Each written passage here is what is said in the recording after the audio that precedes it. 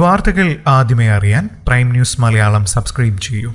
സമൂഹത്തിൽ ഏറെ പിന്നിൽ നിൽക്കുകയും അതേസമയം മുൻനിരയിലെത്താൻ ഒരുപാട് ആഗ്രഹിക്കുകയും ചെയ്യുന്ന ഒരു വിഭാഗമാണ് ട്രാൻസ്ജെൻഡർ വിഭാഗം. ഇന്ത്യയിൽ അർഹമായ സ്ഥാനം ലഭിക്കുന്നുണ്ടെങ്കിലും മറ്റു പല രാജ്യങ്ങളിലും ട്രാൻസ്ജെൻഡർ വിഭാഗങ്ങളുടെ അവസ്ഥ വിപരീതമാണ്. എന്നാൽ ട്രാൻസ്ജെൻഡർ വിഭാഗത്തിൽപ്പെട്ട വനിതയ്ക്ക് വാർത്ത അവതരിപ്പിക്കാൻ അവസരം നൽകി ചരിത്രപരമായ ചുവടുവെപ്പ് നടത്തിയിരിക്കുകയാണ് ബംഗ്ലാദേശിലെ മാധ്യമം. തഷ്നുവു അനാചഷീർ എന്ന ട്രാൻസ്ജെൻഡർ വനിതയ്ക്കാണ് സുവർണ അവസരം ലഭിച്ചത്.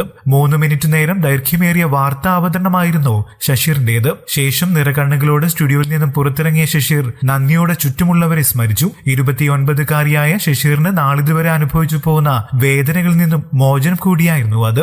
ആൺകുട്ടിയായി ജനിച്ച ശശീറിന് കൗമാരം മുതലാണ് ശാരീരിക മാറ്റങ്ങൾ ആരംഭിച്ചത്. അന്നു മുതൽ മാതാപിതാക്കളിൽ നിന്നും കുടുംബാംഗങ്ങളിൽ നിന്നും അവഗണനയും പരിഹാസവും മാത്രമായിരുന്നു ലഭിച്ചിരുന്നത്. പരിഹാസം താങ്ങാനാകാതെ 4 പ്രാവശ്യം ആത്മഹത്യക്ക് ശ്രമിച്ചതായി ശിശിർ തന്നെ പറയുന്നു. അവഗണന അസഹനീയമായതിനെ തുടർന്ന് ശിശിർ വീടും വീട്ടുകാരെ ഉപേക്ഷിച്ച് ധാക്കയിലേക്ക് നാടുവിട്ടു. ധാക്കയിലെത്തിയ ശിശിർ ഹോർമോൺ തെറാപ്പിക്ക് വിധേയായി പൂർണ്ണമായും സ്ത്രീയായി മാറി. പിന്നീട് ജീവകാരുണ്യ പ്രവർത്തനങ്ങൾക്കായി ജീവിതം ഒഴിഞ്ഞുവെച്ചു. വലിയ പ്രതിസന്ധികൾ ഉണ്ടായിട്ടും പഠനം ഉപേക്ഷിക്കാൻ ശിശിർ തയ്യാറായില്ല. പൊതു ആരോഗ്യത്തിൽ ബിരുദാനന്തര ബിരുദം എടുത്ത ശിശിർ ബംഗ്ലാദേശിന്റെ ചരിത്രത്തിൽ മറ്റൊരു ഏടായി മാറി.